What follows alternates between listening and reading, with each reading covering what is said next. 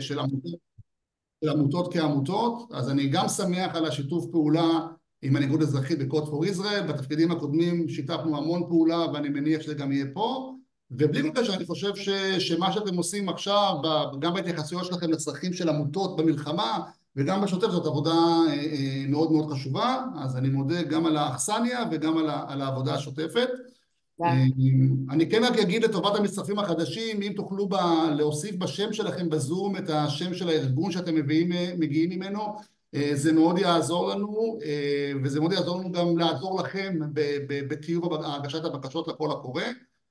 מה שאנחנו נרצה לעשות בשעה, גג שעה וחצי הקרובות, זה לספר לכם קצת על Code for Israel, ובעיקר על הקול הקורא הקרוב שיצאנו איתו, ומה המשמעות אליו, ואיך אתם יכולים ליהנות ולהרוויח ממנו, ומה גם יכול לעזור לכם להגיש את הבקשה שלכם בצורה הכי טובה, שתגדיל בעצם את הסיכוי שלכם להתקבל למחזור הקרוב של הקול הקורא. אני אגיד לפני זה כמה מילים עלינו. למי שלא מכיר את Code for Israel, Code for Israel זה ארגון צעיר יחסית. אנחנו בעצם תנועת המתנדבים של ההייטק הישראלי. גילי, אם את יכולה להעביר שקף, מעולה.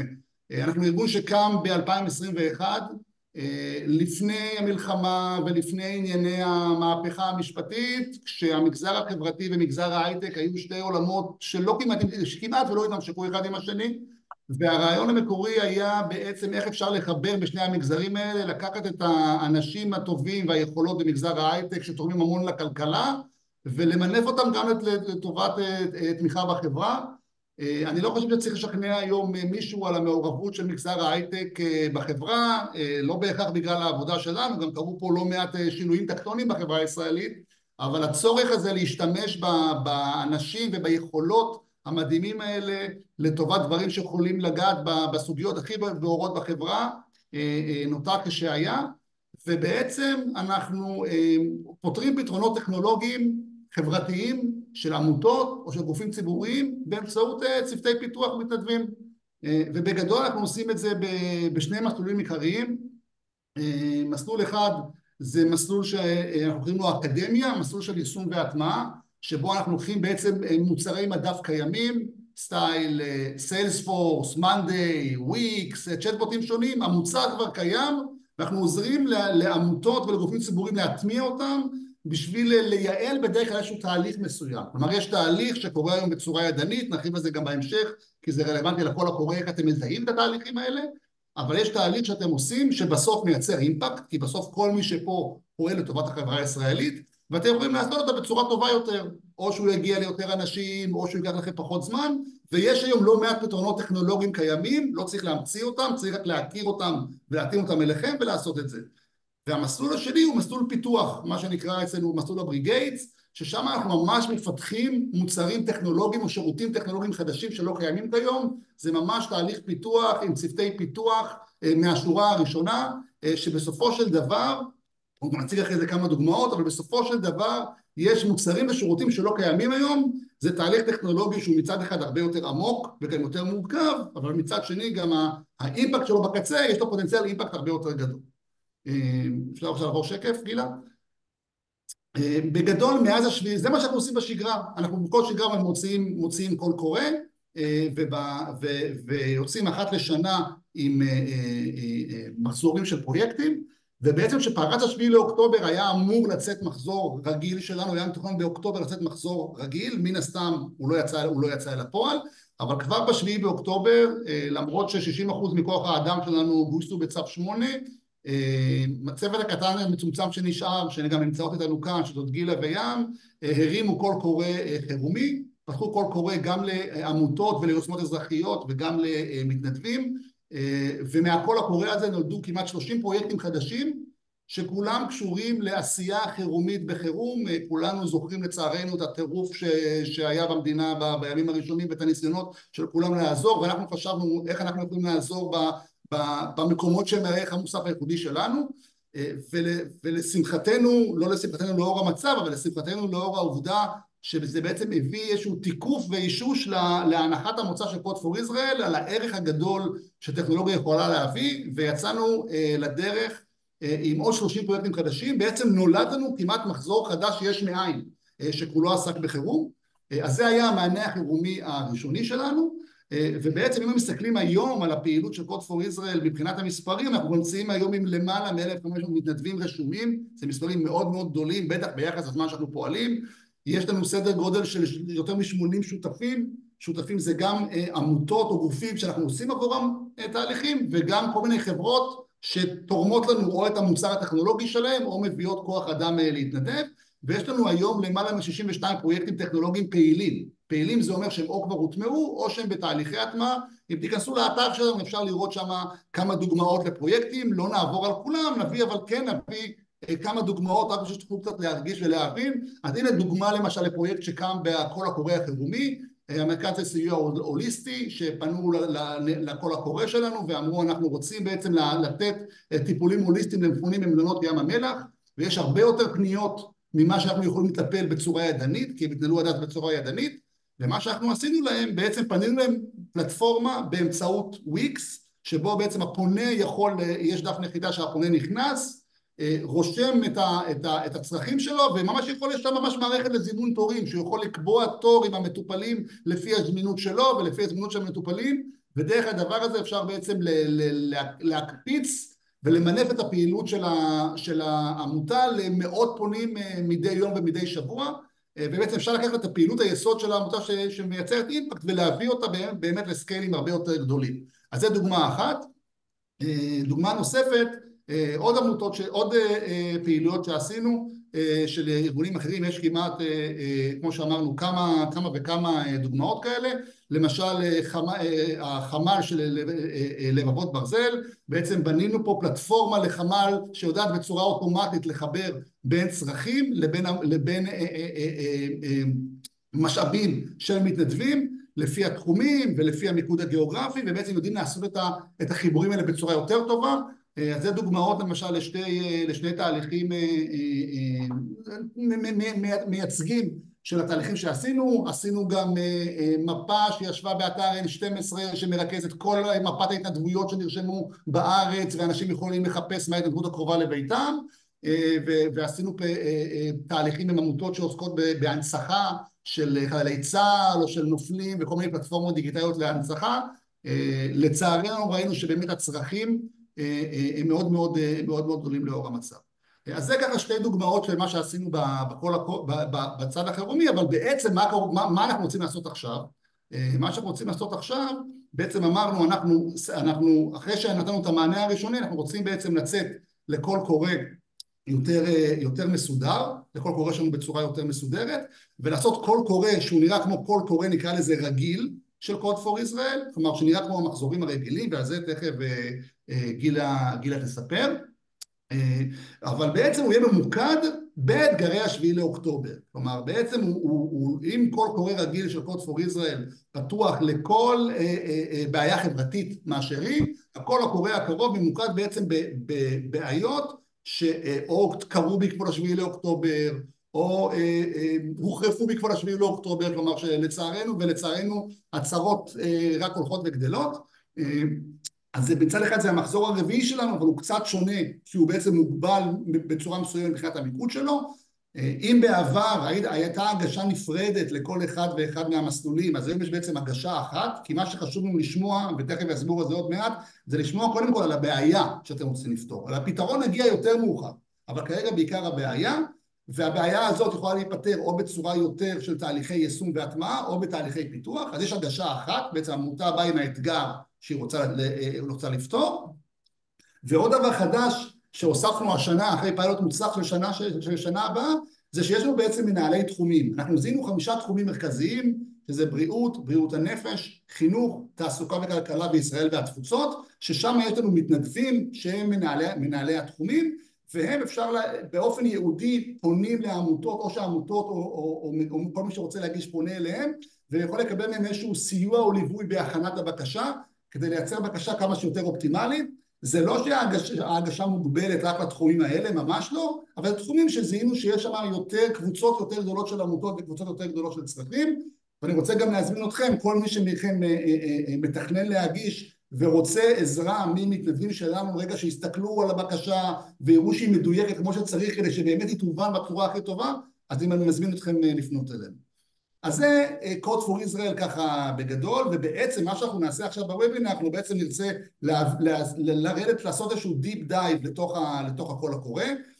בעצם מי שתציג אחריי זאת גילה אוגורסקי, שהיא המנהלת שותפויות ואימפקט שלנו, ויש לנו גם את ארי, גלעד וענבל, שהם ממש מהצוות, חלקם מתנדבים וחלקם מציגי העמותות שעשו, כלומר הם ממש case studies של אנשים שהשתתפו בתהליך ויכולים לספר על התהליך ממקור הראשון. אגב, אני לא אמרתי מקודם, אני נכנסתי לתפקיד שלי ב1 בנובמבר, אבל אני עשיתי תהליך עם מידות ב-Code for Israel במחזור הראשון, ואחרי זה תהליך עם Code for Israel מ-Social Finance במחזור השני, כלומר אני לגמרי מכיר את צד המשתמש או צד הלקוח בתהליך הזה, וכמובן ממליץ מאוד.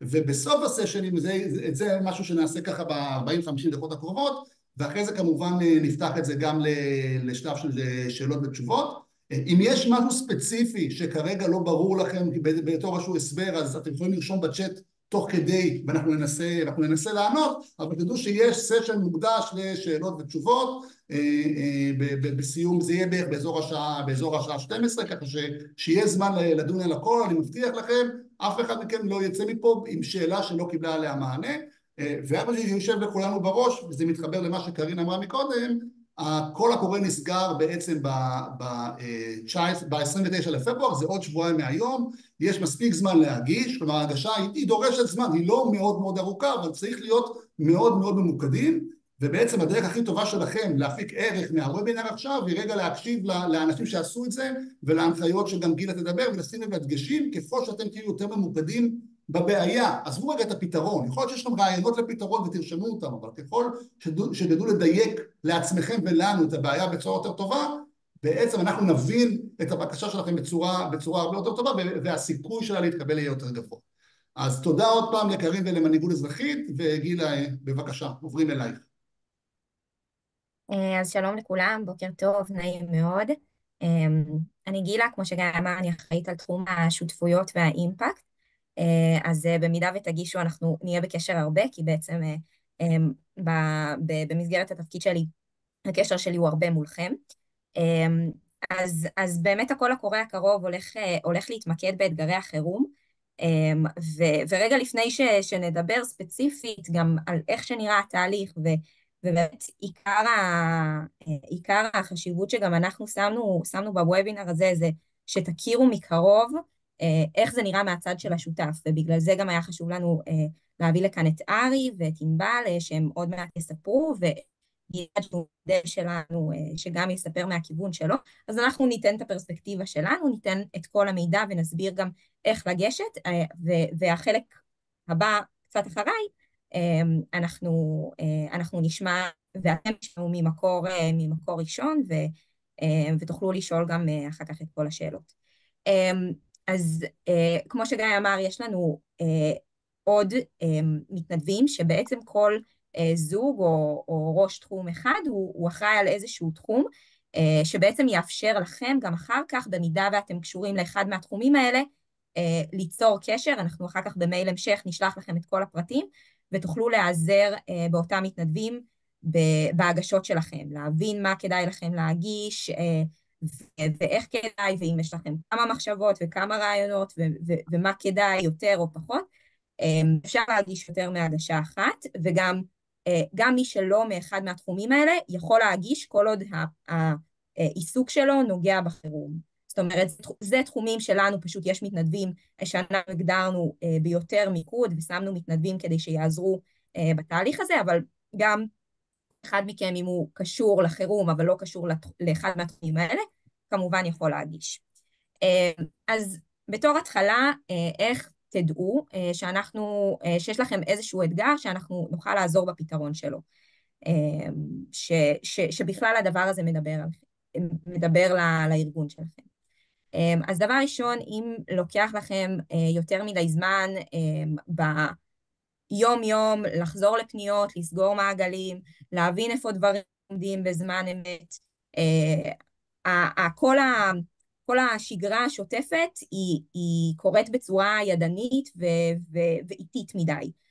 הרבה פעולות שאתם עושים קורות או באופן ידני, או שאתם חייבים עוד כוח אדם בשביל לעשות אותם. זאת אומרת, אם אתם עכשיו פועלים ומגיעים ל200 200 אנשים בשבוע, וכדי להגיע ליותר מזה, אתם צריכים להביא עוד בן אדם. אז מאוד יכול להיות שרלוונטי כאן להכניס איזשהו פתרון טכנולוגי, שיכול להגדיל את הנפח שאתם פועלים בו, בלי להגדיל בכוח האדם. הדאטה שלכם מפוזר ואתם לא מפיקים ממנו ערך, יש לכם מאגרי נתונים פה ומאגרי נתונים שם, וקשה לכם לשלוט בכל המידע שיש לכם בארגון. אתם מתקשים להגיע לסקיילים גדולים בפעילות שלכם, זה קצת קשור לעניין הידני ולנקודה השנייה, אבל גם באופן כללי יכול להיות שיש לכם איזשהו שירות שאתם רוצים לתת, ואתם לא יודעים איך לתת אותו ולהגיע. יש המון נפגעי פוסט-טראומה, אבל אתם לא יודעים איך להגיע אליהם. עכשיו, זה מצד אחד גם יכול להיות אתגר שיווקי, אבל זה גם יכול להיות אתגר שטכנולוגיה יכולה לעזור בפתרון שלו, כי בסוף הדרך להגיע היא דרך הרשת ודרך דרך הפעילות הטכנולוגית שלכם בתוך הרשת, ויכול להיות שבאמצעות פתרון טכנולוגי אפשר להגיע לסקיילים הרבה יותר גדולים בפעילות שלכם,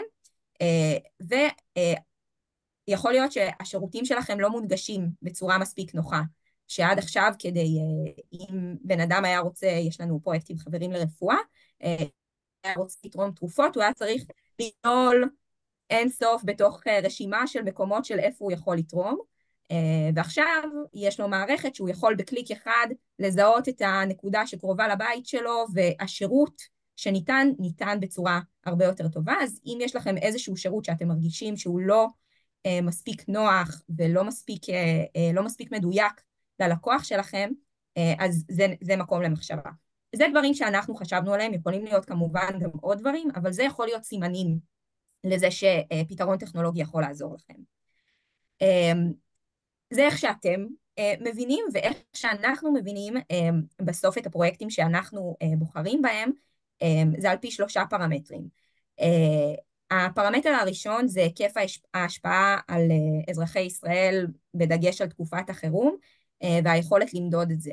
זאת אומרת, יכול להיות שהפעילות שלכם מדהימה, אבל מגיעה בסוף להיקפים של כמה מאות בודדות של לקוחות או של תושבים, אז זה עשוי להיות פחות רלוונטי מאשר פרויקט שמגיע בפריסה ארצית, אוקיי? זאת אומרת, אנחנו בסוף מחפשים להגיע לכמה שיותר אנשים שנפגעו בתקופה הזאת, זה יכול להיות גם אוכלוסייה ספציפית, זה יכול להיות נשים במעגל, זה יכול להיות משהו ספציפי, אבל כן חשוב לנו שלנו יהיה, לנו ולכם ביחד יהיה את היכולת למדוד את זה ולראות שאנחנו באמת מצליחים גם להשפיע. הדבר השני הוא ההיתכנות לפתרון טכנולוגי במסגרת התוכנית שלנו.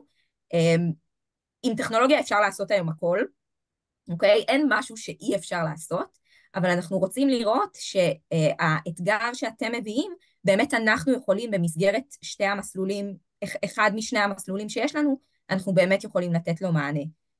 יכול להיות ניסיון שהיה לנו בפרויקט שפיתחנו בו VR, אז הבנו שמאתגר לנו שם טכנולוגית יותר מאשר פרויקטים של תוכנה רגילים. אז אנחנו מסתכלים על האתגר שלכם ועל הכיוון הטכנולוגי שאליו הוא ילך, ושואלים את עצמנו האם אנחנו באמת יכולים לתת מענה או במסגרת מוצר קיים או במסגרת פיתוח, שאנחנו יכולים לעשות בקנה מידה של X זמן שאנחנו מכוונים אליו. והדבר האחרון זה החוזק של הארגון, החוזק שלכם בעצם, והיכולת שלכם להטמיע אותו.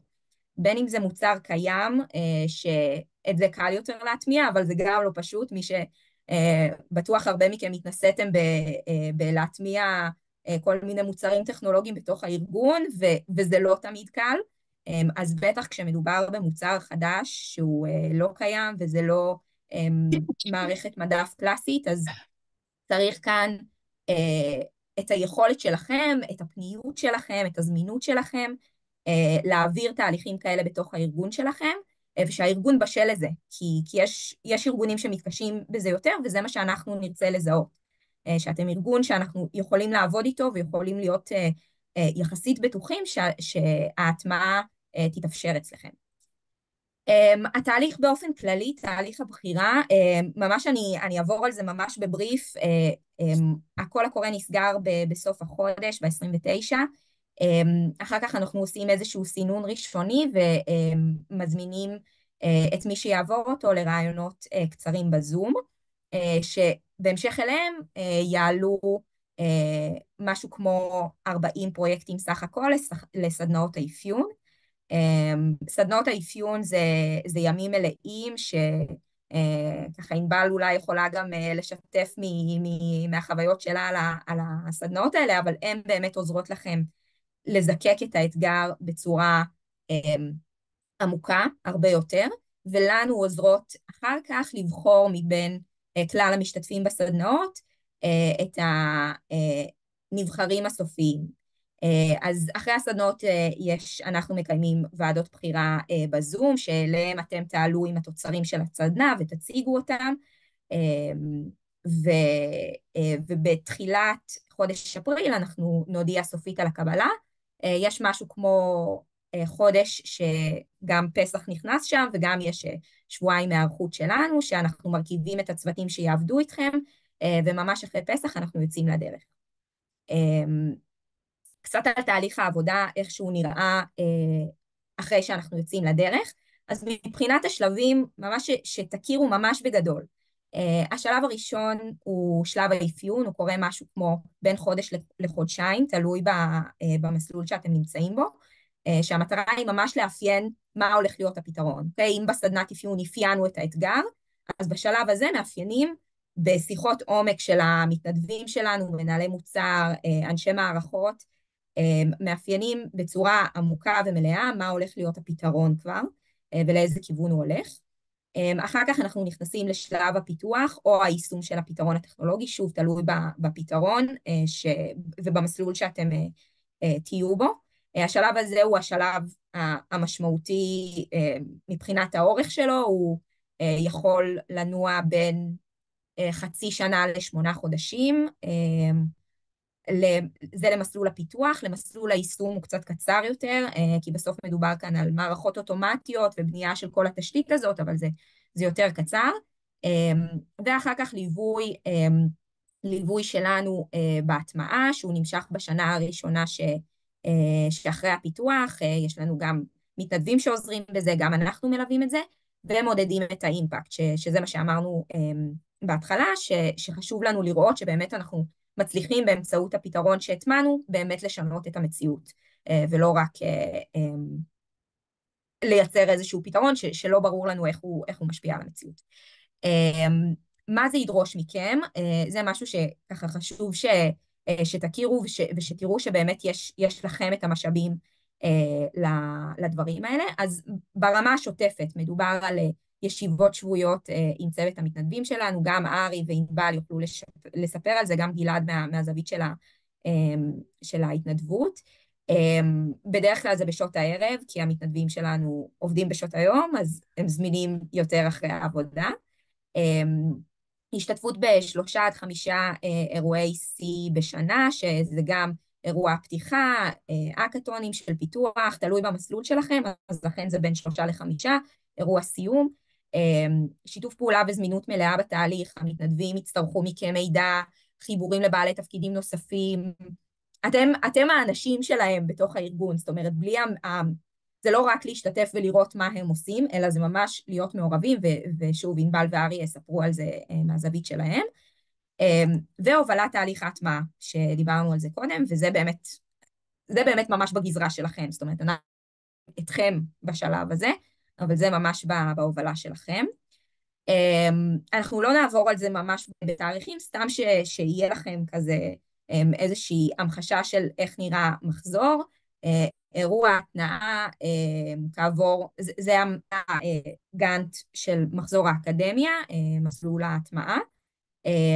יש גאנט, יש אירוע התנאה, יש אקאטון, יש פיילוטים, השקות בתוך הארגונים, ואירוע הוקרה לכלל המחזור. זה תקופה שנמשך פחות או יותר במסלול האקדמיה, זה משהו כמו חצי שנה, ושנת ליווי הטמעה, שזה פחות או יותר עד עד תחילת 2025. הגן של הבריגייטס הוא ארוך יותר, מטבע הדברים שמדובר בתהליכי פיתוח שלוקחים הרבה יותר זמן, אז יש כאן 3 הקטונים. המבנה הוא אותו מבנה, אפיון, פיתוח, פיילוטים והשקות, פשוט כאן יש הרבה יותר השקעה בתהליך העבודה, שיש עוד אירועי פיתוח, עוד עבודה רבה מאוד של המתנדבים, צוות הרבה יותר גדול על כל המשמעויות, ולכן גם המחזור מסתיים מאוחר יותר, ובכללי משך התהליך עד תקופת ההטמעה הוא משהו כמו 10 חודשים, ולפעמים גם קצת יותר. זהו, זה עד כאן. אם למישהו יש שאלות כלליות, אז אולי תשמרו אותם לקצת אחרי, ואנחנו רגע נעביר את המקל לשותפים שלנו שנמצאים איתנו פה, ענבל מבית חולים שיקומי רעות, וארי, אני לא רואה אותך. כן, אני פה. כן, מעולה. אז אולי אני אפסיק את השיתוף, כי זה השלב שאנחנו בעיקר רוצים לשמוע אתכם. אז אולי בתור התחלה, ענבל, תספרי מהכיוון שלך, מה היה האתגר שבו ואיך החלטתם להגיש דווקא את האתגר הזה, וגם תגידי כמה מילים עלייך ועל מה שאתם עושים. בסדר, בוקר טוב וצהריים טובים. אז אני ענבל דלומי, אני מבית חולים רעות, זה בית חולים שיקומי, פרטי, זאת עמותה. ואני מצוות מערכות מידע. אני מנהלת פרויקטים בכל תחום היישומים הרפואיים בבית חולים רעות. הפרויקט שהגשנו זה פרויקט מאוד ברור. יש לנו תוכנית טיפול שכל מטופל בבית החולים צריך לעבור. זאת אומרת, בית חולים רעות זה פחות דגש על רפואה וסיעוד, יותר דגש על כל מקצועות השיקום. כל המטפלים למיניהם, כמו קלינאיות, מרפאות בעיסוק, פיזיותרפיסטים, יש מאות אנשי צוות שצריכים לטפל במאות מטופלים, ומדי יום כל אחד מהמטופלים האלה צריך לקבל בערך 5 טיפולים מכל סוגי הסקטורים.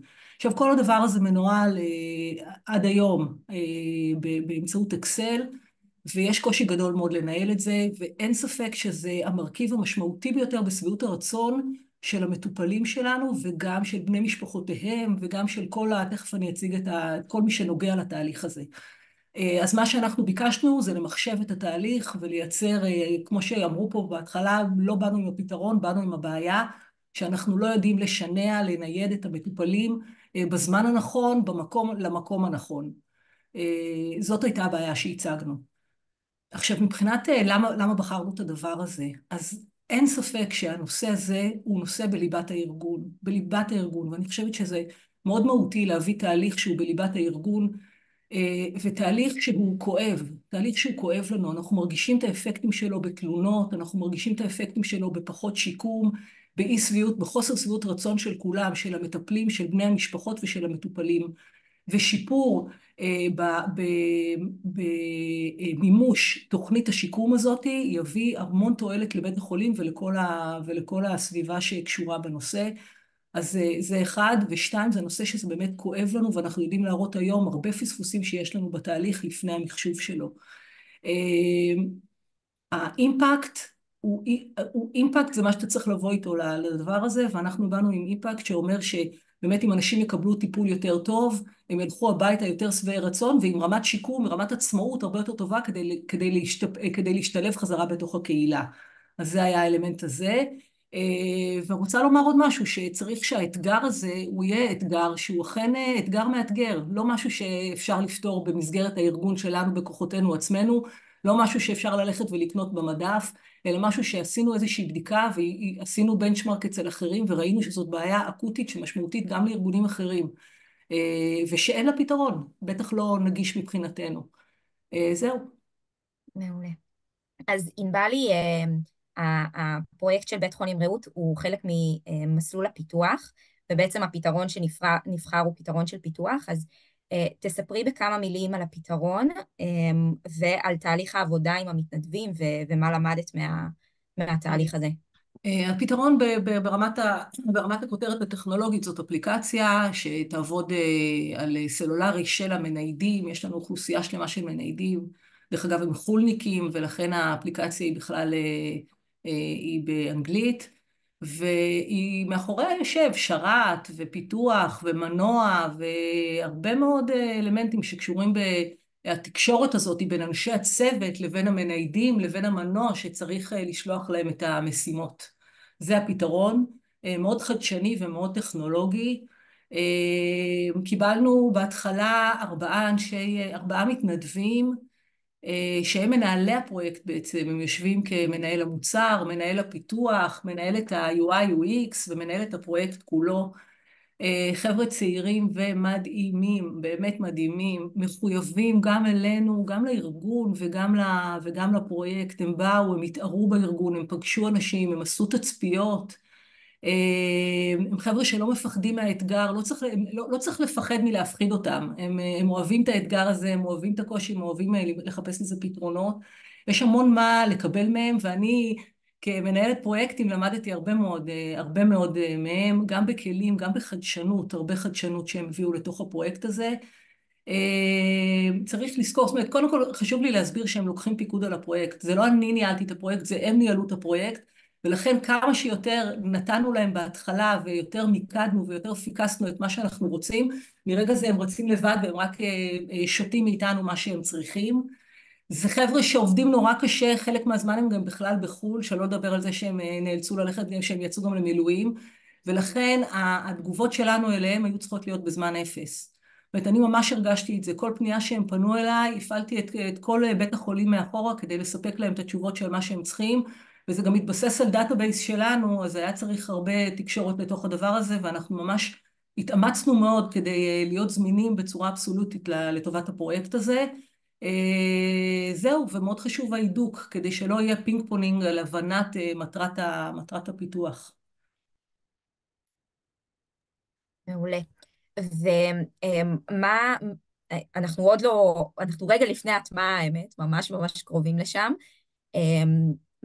מה הולך להיות השינוי שאתם הולכים לראות, מה את צופה לראות ומה הולך להיות האתגרים?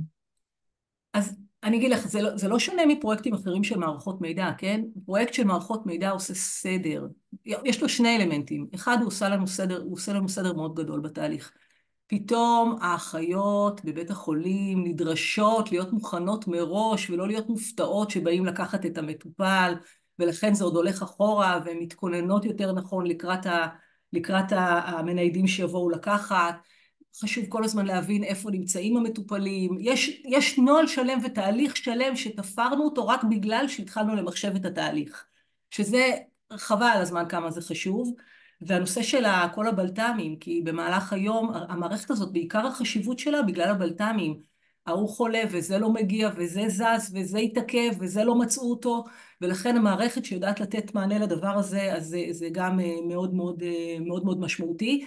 והדבר השלישי והאחרון שגם הוא באמת תוצר של כל מערכת מידע, פתאום יש דאטאבייס על כמה מאחרים וכמה לא מגיעים וכמה מהתוכנית באמת ממומשת, שזה סופר חשוב לכל אחד שעושה שיקום.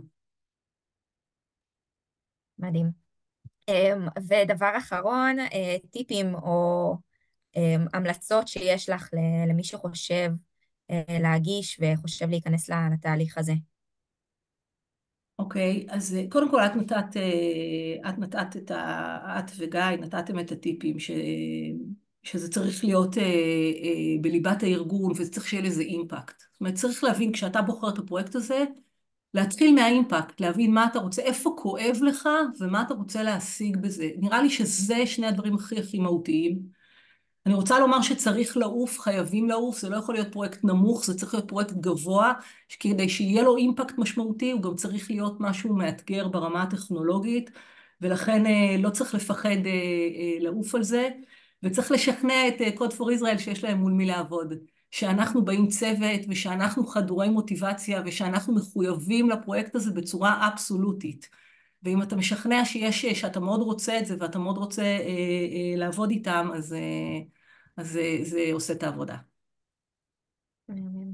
תודה ענבל, אנחנו באמת באמת בחרנו טוב. ממש, ממש שמחים על זה, אנחנו ותודה. מודים, כל הזמן אנחנו מודים. זה כיף. תודה רבה. תודה.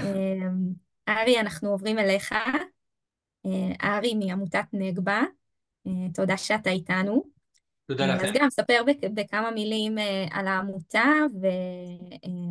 וככה האתגר שבחרתם ולמה בחרתם אותו. כן, אנחנו מפעילים מועדוניות ומועדוני נוער לילדים ונערים ממשפחות נזקקות. אנחנו עובדים גם בבאר שבע, גם בירושלים, מקבלים את הילדים אחרי בית הספר כל יום. גם כשיש קורונה, גם כשיש מלחמה, לא משנה מתי, אנחנו כאן לילדים מכיתה א' עד י"ב.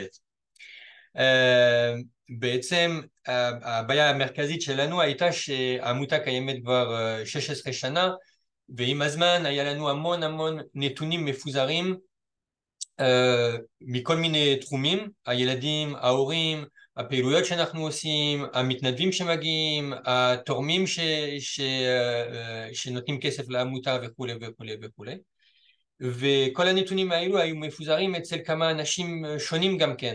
המנהלת כספים, המנהל תפעול, האחראית על התחום הפדגוגי וכו'.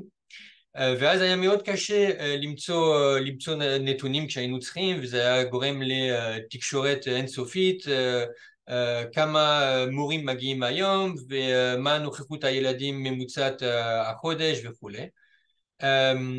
אז זה היה ממש מקשה על התקשורת והעבודה היומיומית של כל העובדים, במיוחד בהנהלה.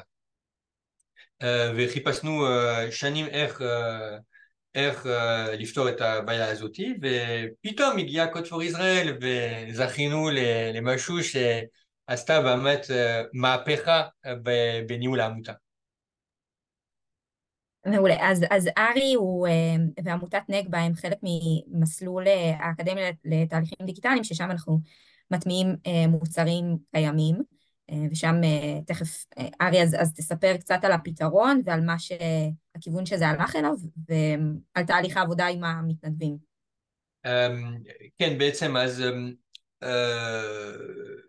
הגענו עם הבעיה הזאת והתחלנו לחפש איזה מוצר קיים יכול להיות מתאים לנו. אז התלבטנו בין כמה מוצרים, בין סיילספורס למונדי העיקר, וחיפשנו מה הכי מתאים ומה גם מתאים לתקציבים שלנו, כי גם כאילו בכל עמותה זה משהו שצריך לקחת בחשבון גם כן.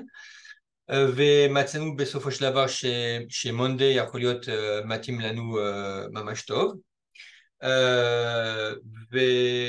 והתחלנו לעבוד עם המתנדבים על הנושא הזה. העבודה הייתה ממש נפלאה עם המתנדבים.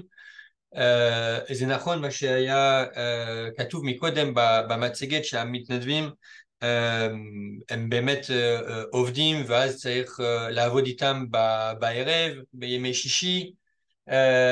אני מניח שיש חלקם שגם כן עבדו בשבת. אני לא עבדתי איתם בשבת, אבל שישי עד כניסת השבת כן, זה קרה לי. אבל זה היה ממש שיתוף פעולה נפלא. צריך להיות מוכן לתת להם את כל הפרטים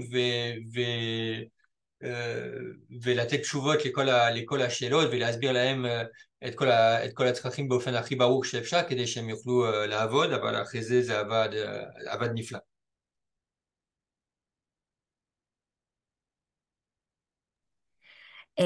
אחלה, ורוצה לספר קצת איך זה משפיע עליכם היום. אנחנו לדעתי כבר יותר מחצי שנה אחרי הסיום של הפרויקט. כן, בעצם שינינו את כל התקשורת שלנו בעמותה. אז קודם כל הנתונים הם זמינים לכולם ממחשב וגם מטלפון, זאת אומרת שלא חייב להיות בפועל בעמותה כדי לגשת על הנתונים ולראות את כל הצרכים את כל הדברים שלנו. גם האנשים מתרגלים לאט לאט לא לבקש מאנשים אחרים נתונים שהם זמינים במערכת, אלא ללכת ישר לקחת את הנתונים איפה הם נמצאים במונדי. ובזכות זה יש לנו גם כן מעקב הרבה יותר קל ומדויק על מה שקורה יומיומית בעמותה. אנחנו יכולים לדעת כל שבוע נוכחות הילדים, כמה מנות הזמנו, האם זה מתאים, ואז למשל לעשות התאמה בין לבין ולחסוך כסף ולחסוך הוצאות ולהיות יותר יעילים ולפנות מתנדבים במקום איפה הכי צריך וכולי. מה הייתה השאלה? שוב פעם? לא, לא, מעולה. ודבר אחרון, טיפים, המלצות שיש לך למי שחושב להגיש כזה לפני, אם לגבי האתגר או לגבי התהליך. כן, קודם כל צריך לחשוב, כפי שענבל אמרה גם כן, צריך לחשוב בגדול, וזה צריך להיות משהו מרכזי בעמותה. למשל, במקרה שלנו, בהתחלה חשבנו רק על להכניס שם את הנתונים הקשורים לילדים, אבל לאט לאט הבנו שחבל לפספס וחבל לעשות את זה רק לילדים, אז הוספנו את עניין התורמים, את עניין המתנדבים, המורים, נוכחות הילדים, המנות שאנחנו מזמינים, תחזוקה של הבתים וכולי וכולי וכולי, ואנחנו מוסיפים ומוסיפים כל הזמן. למשל עכשיו בזמן המלחמה גם כן כל מה שהיה קשור לתקשורת עם המשפחות, עם הילדים, אז זה היה מבוסס שם, זה היה נפלא כי כל הצוות שלנו היה מפוזר בכל רחבי הארץ ובזכות זה היה לנו אפשרות לשתף את הנתונים גם מרחוק. אז צריך לחשוב בגדול, צריך להיות מוכן לזה ועוד לפני שאנחנו מתחילים צריך לנסות לחשוב על התקשורת ועל הצרכים. בעצם המתנדבים שיגיעו אחרי זה הם לא מכירים את הארגון, לא מכירים בכלל את העמותה, את צורת העבודה, ודברים שהם נראים לנו טבעיים וברורים הם לא בהכרח ברורים לכולם. אני יכול להראות לכם למשל משהו שהכנתי לפני תחילת העבודה. זה תרשים שמראה לנו פחות או יותר את הצרכים, ואז נתתי את זה למתנדבים עוד לפני שהתחילו לעבוד, ככה הם היו יכולים להתחיל לחשוב על התהליכים ומי צריך לגשת למערכת ואיזה קבצים הם צריכים להביא למערכת וכולי. זה עזר להם המון.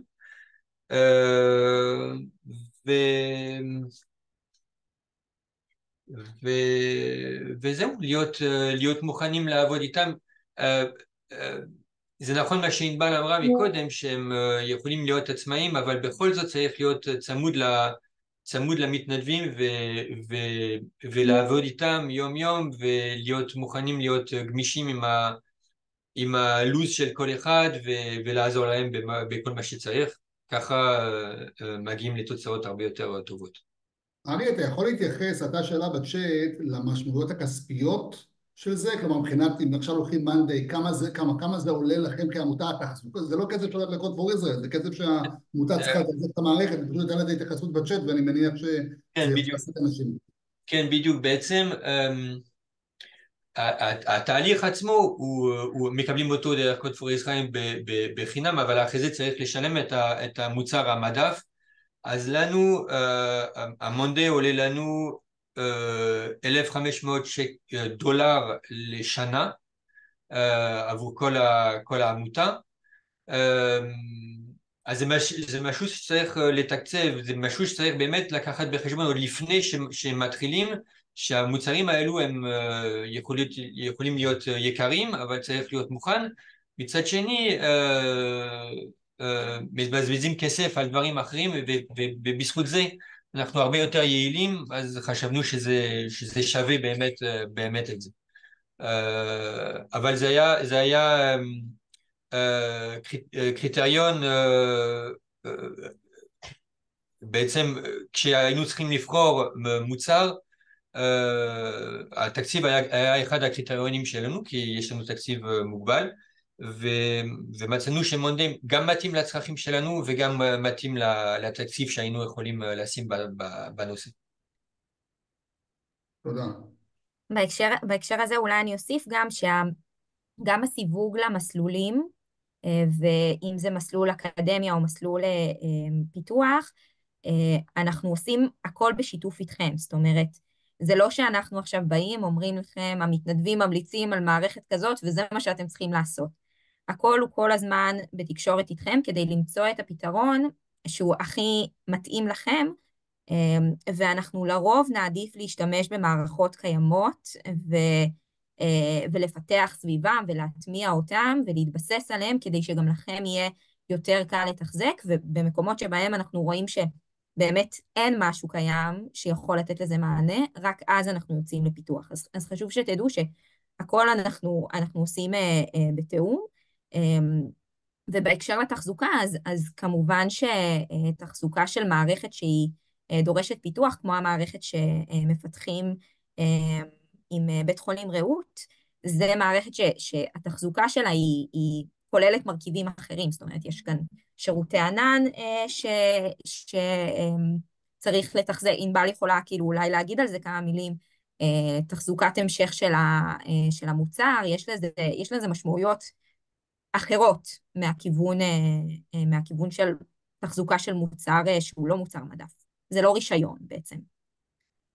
ענבל רוצה להגיד על זה מילה? כן, מה שאמרת מדויק, יש פה, במקרה שלנו, קודם כל יהיה עלויות של הוסטינג בענן, שגם זה אתם עזרתם לי והגענו בהתחלה המחירים היו גבוהים, נמוכים, עד שהתייצבנו על איזשהו מחיר, והוא לא מאוד גבוה, כי האחסון באמזון הוא, אני חושבת שהוא יצא משהו כמו $100 בחודש, משהו לא כבד במיוחד, יחסית למסת נתונים שלנו, כן? זה תלוי פרויקט. והאלמנט היותר משמעותי זה למצוא את בית התוכנה שאחר כך יתחזק את המוצר. כי כשיש שינויים ונצטרך להכניס אותם, אני אהיה חייבת את המתכנתים שהם יודעים לעבוד על האמזון סרוויס והתקשורת לכיוון השרתים שלנו וה-VPN אצלנו. אז מצאנו, ואני חושבת שפחות או יותר מרגע שהתחלנו להיסגר על מה הפתרון, כבר הייתי צריכה להביא את מי יקבל את הפרויקט בהמשך, ועוד לא הגענו לשלב הזה, אבל אחרי שנסיים את ההטמעה, יהיה תהליך של איזה handoff שיקח משהו כמו חודש עם תיק מוצר, ונעביר את זה לבית התוכנה שיתמוך לנו בפרויקט. אי אפשר אחרת. קוד פור ישראל לא המשיכו לתחזק את זה. כן. תודה ענבל, זה נקודות ממש חשובות שצריך לקחת בחשבון. אם אפשר גילה להוסיף מילה, אז בעצם זה נכון שאנחנו צריכים לשלם את המוצר עצמו, אבל השווי של העבודה שהמתנדבים עשו, לדעתי זה הרבה יותר ממה שאנחנו משלמים כל חודש. אנחנו חסכנו חודשים של עבודה שבכלל לא היינו יכולים להגיע בלי זה, אז זה היה באמת שווה, כאילו צריך לקחת בחשבון את הכל, את כל השווי. לגמרי. תודה ארי, ותודה ארי וענבל, באמת כמו שאתם רואים בחרנו שותפים מדהימים, אז זה גם זכות ממש גדולה שלנו. תודה רבה. אם אתם יכולים עדיין להישאר איתנו, יש עוד חלק שפתוח לשאלות, אז שתהיו כאן עדיין איתנו. ואנחנו עוברים גלעד שחר, מתנדב ותיק שלנו, כבר חלק מהצוות, אפשר להגיד. אז גלעד, תספר בכמה מילים על עצמך, ומה הביא אותך להתנדב בקוד פור ישראל. מגניב, אז בוקר טוב לכולם. שמי גלעד, אני מגיע מעולמות של טכנולוגיה, ונפגשתי עם קוד פור ישראל חצי במקרה, או שלא, לפני בערך שנה וחצי, וזכיתי גם ככה ללוות את מה שראינו בשקפים מקודם, את התהליך של הקול הקורא שני מחזורים אחורה, וגם לעבוד ממש כחלק מצוות על אחד הפרויקטים במסלול הפיתוח. מה שהביא אותי, אני חושב שאני מאלה שתמיד רצו להתנדב ואף פעם לא מצאו את הזמן לעשות את זה, או את הפורמט הנכון, ותמיד התירוצים ונעשה את זה אחרי שמשהו יקרה. ומה שאני חושב שבעיקר בשביל לפתח את הדלת פה היה שההתנדבות היא מקצועית, זאת אומרת אני עושה בקוד פור את מה שאני עושה ביום יום בחברה עסקית, אז ככה שזה סוג של ווין ווין, אני זוכה לעשות את מה שאני אוהב בפורמט אחר, עם צוותים אחרים ופרויקטים קצת אחרים, אבל את מה שאני איכשהו טוב בו להעביר אותו ולא התנדבות כללית. אני חושב שזה היה המפתח מבחינתי להצטרף, וכמובן אחרי שנחשפתי לצוות ולארגון ולפרויקטים המדהימים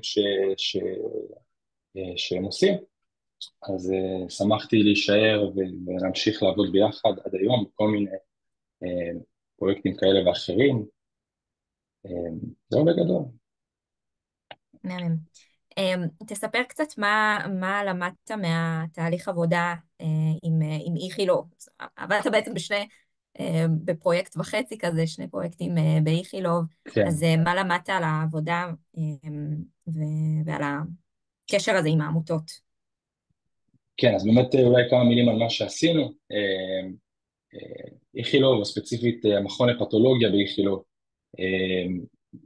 היו חלק מהקול קורא של שנה שעברה, והם באו עם אתגר מאוד ספציפי. למעשה,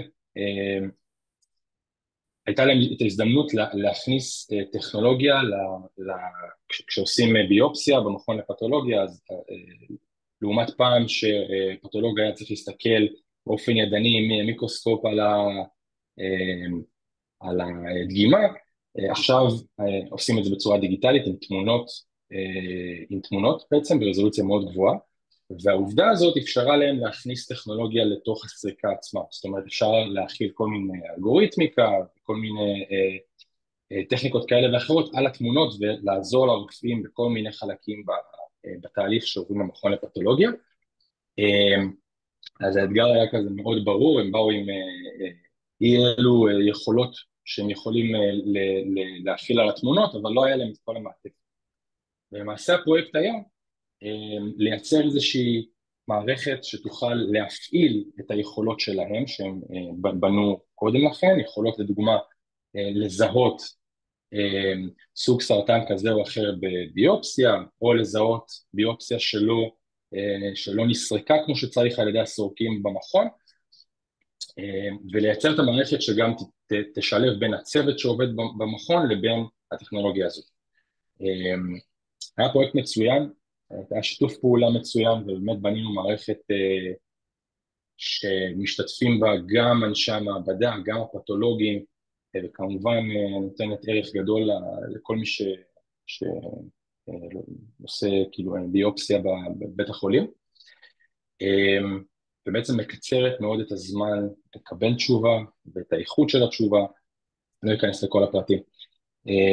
פרויקט היה מצוין מבחינת שיתוף פעולה, עבדנו עם כמה וכמה אנשים מהצוות של המכון לפתולוגיה, אני חושב שעזרנו אחד לשני באתגרים, כל מיני אתגרים שנאמרו פה, אם זה היכולת שלנו כצוות מתנדבים לגשת למערכות באיכילוב, או לפתוח כל מיני מכשולים בדרך, ואם זה לצד השני. דברים ספציפיים יותר,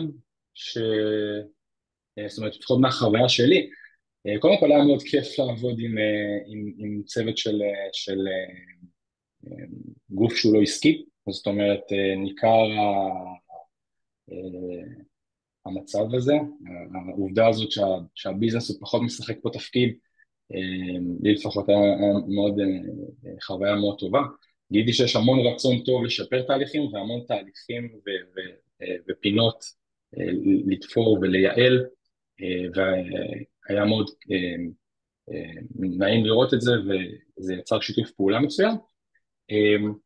כמו כן, יש גם המון ביורוקרטיה, לפחות בפרויקט שאני הייתי חלק ממנו, אז היינו צריכים להתגבר על הרבה אתגרים, נקרא לזה ביורוקרטיים, שפחות קיימים, אבל בווליום יותר נמוך. במקומות עסקיים, פה היינו צריכים קצת יותר להתאמץ בשביל לפתור אתגרי בירוקרטיה כאלה ואחרים, אבטחת מידע, יכול להיות שזה שוב, זה ספציפית לגוף כי זה בית חולים וכולי, אבל זה גם משהו שלמדתי זאת אומרת, כדאי לתקל את זה כבר בהתחלה ולתת לזה איזשהו חלק בתכנון של הפרויקט. זה פחות או יותר מהחוויה בהקשר הזה.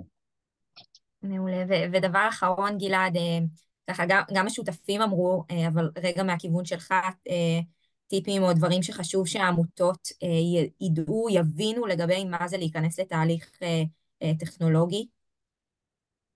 כן, אז אני אנסה לא לחזור על כל הדברים הטובים כן, אם יש לך משהו להוסיף. כן, רק משהו חדש. אני חושב אחד, כדאי להיות ממוקדים, זאת אומרת, לנסות לפתור בעיה, נקרא לזה אחת, ברור שיש המון דברים שאפשר לפתור, ובעיות לפעמים חופפות אחת עם השנייה בצורה כזאת או אחרת. אני חושב שכדאי לבחור אתגר אחד, ולהתרכז בו, לפחות להתחיל משם, לפרט כמה שאפשר, ובכתב מאוד מאוד עוזר, גם הפרויקט הראשון המכיל, גם הפרויקט השני, זה שיש איזשהו מסמך שסביבו אם אנחנו מתחילים, מאוד מאוד יעזור גם מההתחלה בכל הקורא, בכל התהליך שראינו על הציר זמן הזה, מאוד טוב שיש איזשהו משהו כתוב ומפורט, וזה כבר נאמר, אבל אני אחזור על זה, דגש על הבעיה, זאת אומרת, למתח את הבעיה מכל הכיוונים, למי אנחנו פותרים אותה, מי משתתף בעולם הבעיה, כי את הפתרון יכול ללכת להמון כיוונים, ואנחנו נגלה בדרך המון דברים, כמו בטבע של כל פרויקט. אני חושב שאם הבעיה מוגדרת טוב, זה מקל מאוד מאוד, גם עלינו כמנהלי מוצר להבין ולתרגם את זה, יש הרבה תהליך של תרגום משפת הבעיה ומשפת העמותה לשפה טכנולוגית. אז כשהבעיה מוגדרת היטב, אנחנו בשבילנו זה זהב, ואני בתור מנהל מוצר אמור לשלוט בזה בתחום שלי, אז השותפים למעשה מוקד ידע, אז כשזה כתוב ומפורט, זה נראה לי דרך טובה להתחיל את הפרויקט, וכנראה גם לפרויקט מוצלח. מעולה. יופי גלעד, תודה. תודה רבה, כן, אני רק אראה שקף אחרון ונפתח לשאלות. אז כמה הדגשים אחרונים שלנו רגע לפני השאלות, אז שוב, כמו שכולם אמרו, בהגדרת האתגר תתמקדו בשורש הבעיה ולא בפתרון, שאולי כבר יש לכם בראש. כאילו יש מצב שלרובכם או לחלקכם יש איזה דמיון של מה כבר צריך לעשות, זרקו את הדמיון הזה ולכו רק עם שורש הבעיה, וכדי לוודא שאתם בכיוון, תציגו ותשאלו בתוך הארגון את האנשים אם זאת הבעיה, ותאששו את זה עם עוד בעלי תפקידים. ודאו שיש הסכמה של ההנהלה לצאת למהלך הזה, חבל שתגישו ותשקיעו זמן, ואחר כך תבינו שאין לכם מספיק גב לתהליך הזה. ודאו שיש לכם יכולת גם לחתום על החוזה, תעברו על החוזה אם יש לכם שאלות לגביו, אנחנו כאן. ושיש לכם אפשרות לחתום על הדבר, כאילו, לנוע איתנו בקצבים שלנו, אוקיי? גם לחתום על החוזה, גם להעביר את דמי ההשתתפות של 5,000 שקלים, כמו שמפורט בקול הקורא. אני אגיד באמירת סוגריים, הכספים האלה הולכים לכל המעטפת שאנחנו נותנים כארגון, לכל הרמת ימי פיתוח, עבודה, על כל המשתמע, כל עבודת המעטפת שלנו. וודאו שאתם או מישהו מהארגון זמין מאוד לטובת הפרויקט, כבר הבנתם מהסיפורים מה זה פחות או יותר דורש הזמינות, גם לשלב הפיתוח ובעיקר לשלב ההטמעה. וכמו שאמרתי, אני חושבת בהתחלה, אפשר להגיש גם יותר מהגשה אחת. זהו, עד כאן. זמן לשאלות שלכם. ענבל גם נמצאת כאן איפשהו, ארי וגלעד, ואנחנו, אז כן.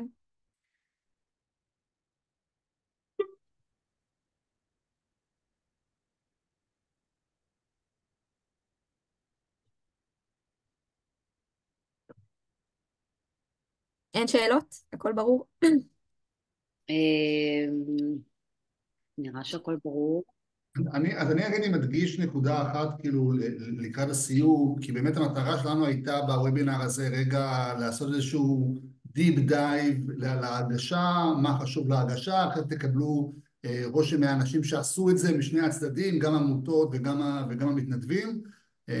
אני חושב שאולי המשפט שאותי הכי תפס שאמרו גם ארי וגם ענבל זה הדבר הזה שצריך לחלום פה בגדול, כלומר צריך להבין יש לנו יכולות מאוד מאוד גבוהות, ולא, זה גם מחבר לאימפקט שאנחנו מחפשים לעשות, אוקיי, וזה באמת יכול להיות משהו שהוא מאוד טרנספורמטיבי באיך שהעמותה מתנהלת, גם דיברו על זה פה בדוגמאות, כאילו, ואני מכיר את זה גם מהרקע שלי בעולמות של העמותות, הפרויקט עצמו הוא דורש מחויבות של העמותה, בסוף אם יש פרמטר שהוא ה-key success factor של תהליך כזה, זה באמת עד כמה היכולת של השותף, ואני אומר את זה גם כי גם הייתי שותף, וראיתי שותפים שזה עבד יותר טוב ופחות טוב, כמה השותף לוקח את התהליך הזה באמת ברצינות, הוא דורש זמן גם מהצד של השותפים, אבל ברגע שזה עובד, זה שווה לגמרי את ההשקעה.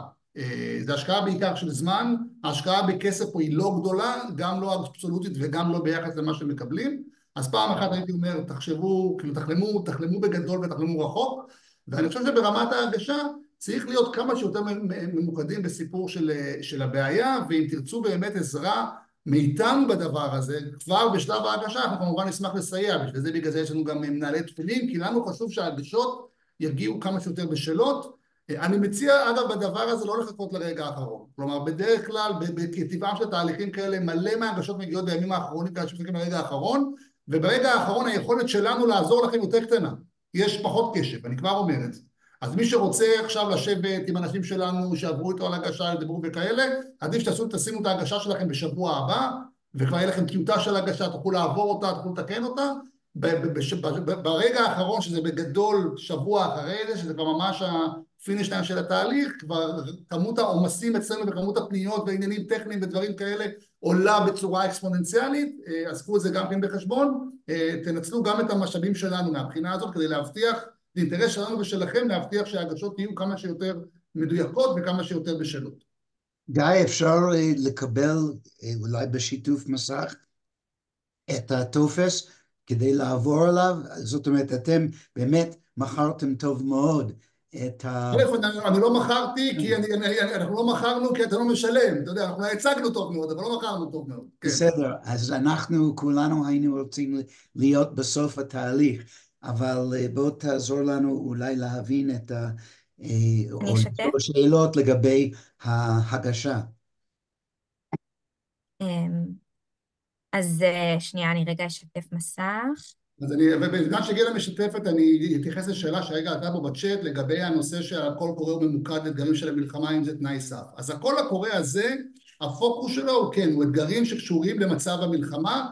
אני אגיד שזה אתגרים במובן הרחב, כלומר הפרשנות פה היא יחסית מקלה, אבל אני אומר בצורה ברורה, אנחנו לגמרי מחפשים סוגיות שמושפעות מהמצב שלצערנו כולנו נקראנו עליו מעל 7 לאוקטובר.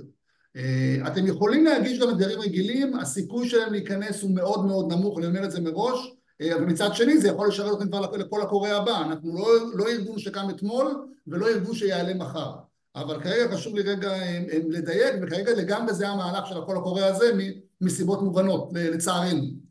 כן, וזה יכול להיות אתגר חדש לגמרי, שלא היה לפני מצב החירום בכלל, זה יכול להיות אתגר שהעמיק, סתם למשל היה לנו אחד הפרויקטים בחירום שלנו של בית חולים איכילוב, של המחלקה השיקומית גם, ששם עבדו ותיאמו את הכל ידנית, וזו בעיה שהייתה להם גם קודם, אבל פשוט עכשיו הנפח של המטופלים שהם צריכים להתמודד איתם הכפיל את עצמו אם לא יותר, והם קורסים, אוקיי? אז זו אותה בעיה, הייתה את הבעיה הזאת לפני, אבל היא פשוט העמיקה עכשיו כתוצאה מהמצב, אז אתם יכולים גם לחשוב על סוג כזה של בעיות. אז הקול הקורא, האתר שלנו, codeforisrael.org, אתם יכולים להיכנס ישירות לשם, אנחנו אחר כך גם נשלח לכל המשתתפים לינק ספציפי. זה כבר בצ'אט, זה כבר בצ'אט, כן, נשלח בצ'אט. מעולה. יש כאן את הלינק לקול הקורא שפתוח להגשה.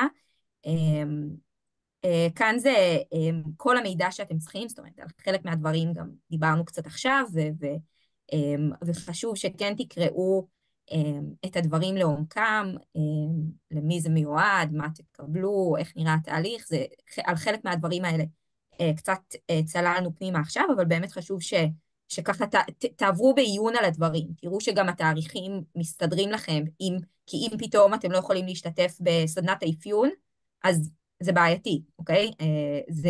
ההשתתפות בכל השלבים היא חשובה.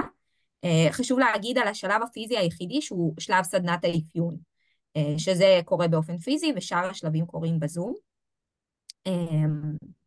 למה אתם מתחייבים, מגישים, ופה למטה ההגשה, שאני אפתח אותה גם, טוב, כאן להגשה. יש לכם אגב גם בטופס הזה אפשרות להוריד את השאלון, שנייה אני רגע אכנס לזה. גם. כאן יש לכם אפשרות להוריד את הטופס בקובץ וורד, שאם אתם רוצים, כי הטופס עצמו הוא במאנדיי ובכתיבה מקוונת, אז אם אתם רוצים להכין את התשובות שלכם לפני, ואחר כך פשוט להעתיק אותם לטופס המקוון זה אפשרי, ויש לכם כאן גם כאן למטה את ההסכם, שחשוב שגם תעברו עליו ותקראו אותו בעיון לפני. טופס ההגשה נמצא כאן, והוא לא ארוך, אוקיי? הוא לא ארוך מדי, כן? אבל הוא דורש את הקשב שלכם. זאת אומרת, שבו על זה בנחת, זה יכול, אם אתם יודעים כבר איזה אתגר אתם צריכים להגיש, זאת אומרת, הפיצוח העיקרי זה להבין איזה אתגר, על איזה אתגר הולכים. מהרגע שהבנתם את זה, שאר הדברים הם תולדות ופירוטים שונים של האתגר, מה הגורמים אליו, נתונים שמצביעים על עומק האתגר, כל מיני שאלות שקשורות שעוזרות לנו להבין את הזירה, וקצת על מדדי האימפקט שאנחנו נרצה לראות לגבי האתגר. זהו בגדול. אם יש לכם עוד שאלות כמובן שיכולות לעלות אחרי שתעברו על הטופס, תעברו על דף הנחיתה, אז אתם כמובן מוזמנים לפנות אלינו, אנחנו נשאיר את הפרטים שלנו, גם אפשר לכתוב אותם פה בצ'אט, וגם נשלח לכולכם מייל המשך שתוכלו לפנות, או ישירות אם אתם רוצים עזרה באפיון האתגר, בלהבין מה כדאי לכם להגיש, אז אנחנו ממליצים לכם לפנות למתנדבים שלנו שהם מנהלי מוצר והם יעזרו לכם לדייק את זה. במידה ויש לכם שאלות כלליות על התהליך, על עניינים משפטיים, על דברים מהסוג הזה, אז אתם מוזמנים לפנות אלינו. זהו לגבי זה. אני כן אגיד לסיום שאנחנו נשלח כמובן, זה גם עלה בצ'אט וענו, יצא מייל, סיכום בתחילת שבוע הבא, אם יהיה גם את הלינק לקול הקורא, ויהיה גם את הלינק להחלטה של הוובינר, אז כל החומרים יהיו אצלכם. בהחלט. אז תודה רבה לכם, גיא וגילה והמתנדבים היקרים, הסיפורים מרתקים, וזה מדהים לראות מה אפשר לעשות עם קצת טכנולוגיה וקצת עזרה, הרבה. אז תודה רבה לכולם שהשתתפתם, אני חושבת שזה היה מפורט וחשוב ומאוד מאוד נגיש. אנחנו נוציא מייל מסודר ראשון שני כזה, אם אתם רואים שלא קיבלתם אז אתם מוזמנים לפנות אלינו גם בוואטסאפ או במייל חוזר לאישורים שקיבלתם, וזהו, ותודה רבה ושיהיה המשך יום שקט וסוף שבוע רגוע. תודה רבה. תודה רבה. תודה לכולם, בהצלחה. בהצלחה.